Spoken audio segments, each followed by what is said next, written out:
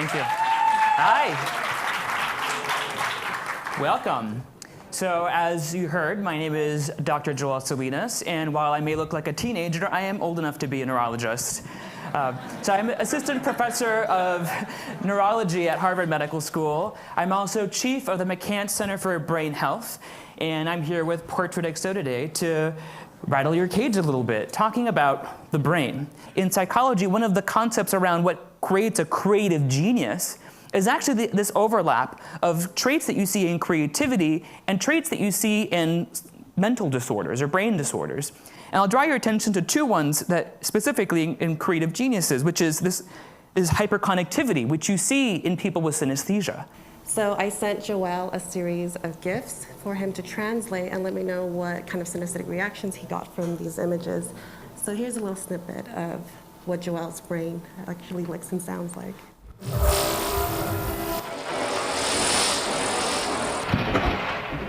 Think like an acid trip. We all learned that there are 5 senses, but that's actually not true.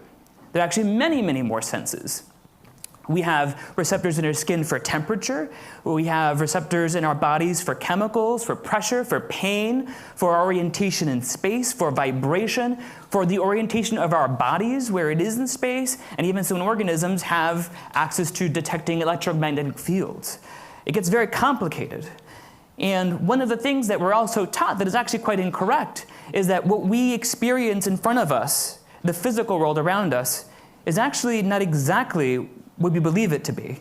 So one example of that would be to look at this checkerboard. Most of you here will probably look at this checkerboard and see the tiles labeled A and B and deduce that, oh yes, the tile A is darker than the tile B. But in actuality, they're the same color.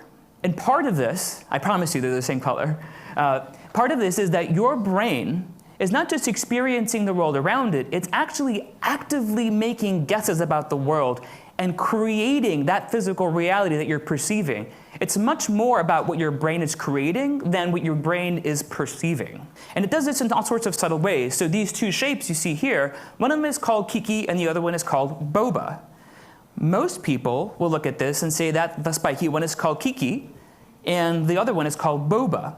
And they'll also give it other characteristics, like Kiki is nervous and clever, while Boba is lazy and slow. It's not really clear why this is, but part of it may be that we have networks of different ideas in our brain, colors and shapes, and all these things linked together as a part of a much larger network of ideas that ties to sensory information. So while this experience is happening, the audience is drinking sparkling grapefruit water. The interesting thing I've found talking to people after giving them experiences like this is how they become more curious about their own senses. And a lot of people were actually able to connect these senses in a similar way as I have. People were fed flower-shaped cookies, and they got to touch different parts of the poster and hear the frequencies the way I heard them.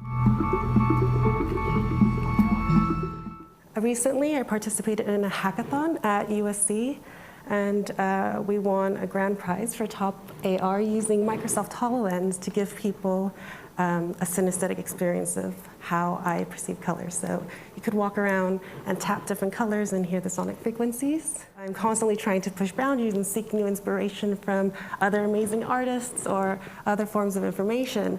And by default, the outcome is you're going to get these amazing visual and artistic expressions in new ways that you've never seen before, because the source is from a very different place. So this is a visual example of what pepper looks like to me, so I hope you've each grabbed a little pepper packet. The flavor information I get isn't exactly just on and off, where it's like no flavor in flavor. It fluctuates and it oscillates and it modulates.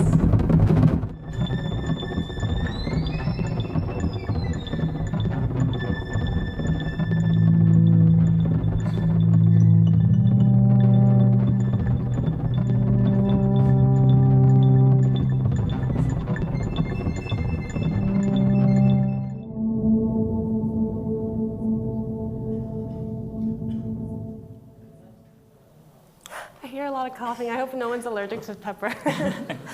So that's just, thank you.